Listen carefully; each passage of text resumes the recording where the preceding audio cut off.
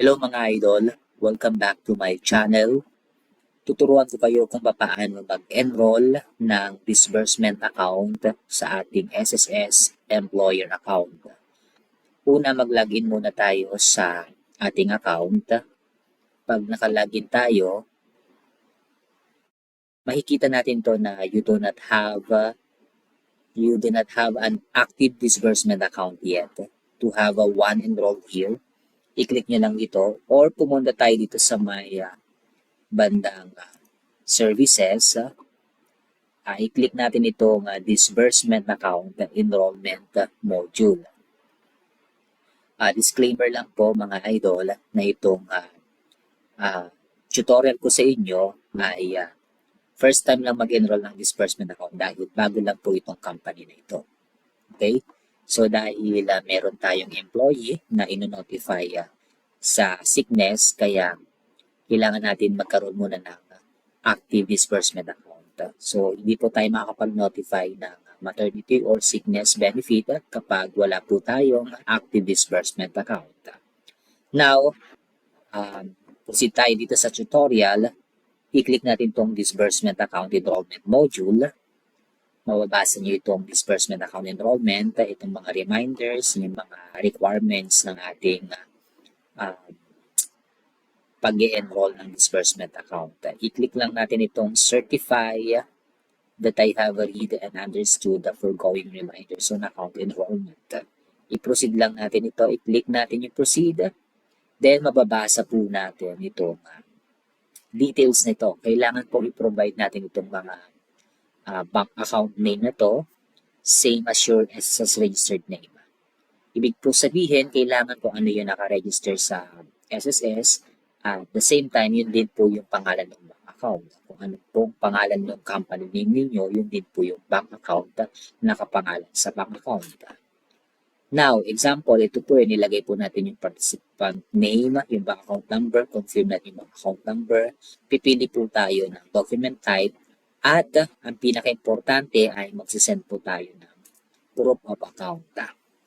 So, isi-certify lang po natin itong itong rules, itong terms and condition bago po natin i-click yung enroll. Sa aking pong ginawa, dito po sa aming disbursement account, ang pinili po namin ay yung Union Bank of the Philippines. I-coordinate po natin sa ating finance kung ano pong bank account yung ating i-enroll dito. Now, i-type lang natin yung bank account number, then choose po tayo ng document type. Sa document type, pipili lang po tayo kung ano yung ating ibibigay na proof of account.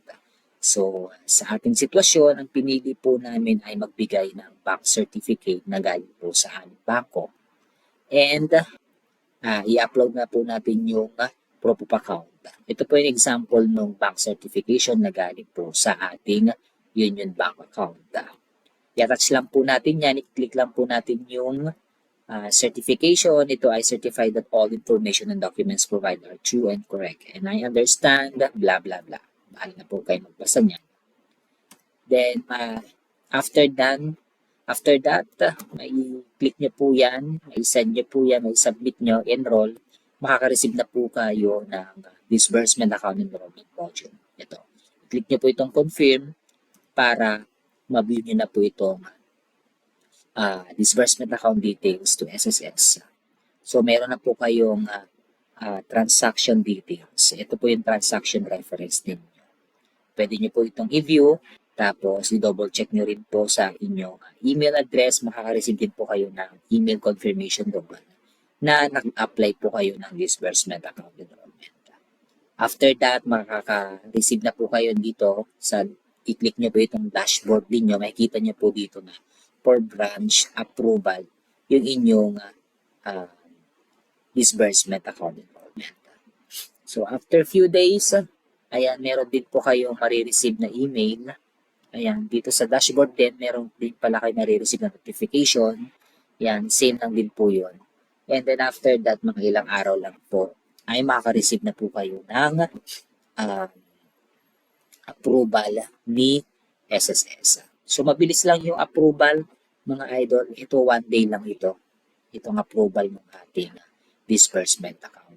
So, na-approvean naman po kaagad ng ating servicing branch. Yun lamang mga idol, maraming salamat at kung meron pa po kayo mga katanungan, i-comment lang po kayo. I-message nyo lang po ako sa Facebook Messenger para po masagot ko ang inyong mga katanungan. Maraming salamat mga idol and God bless.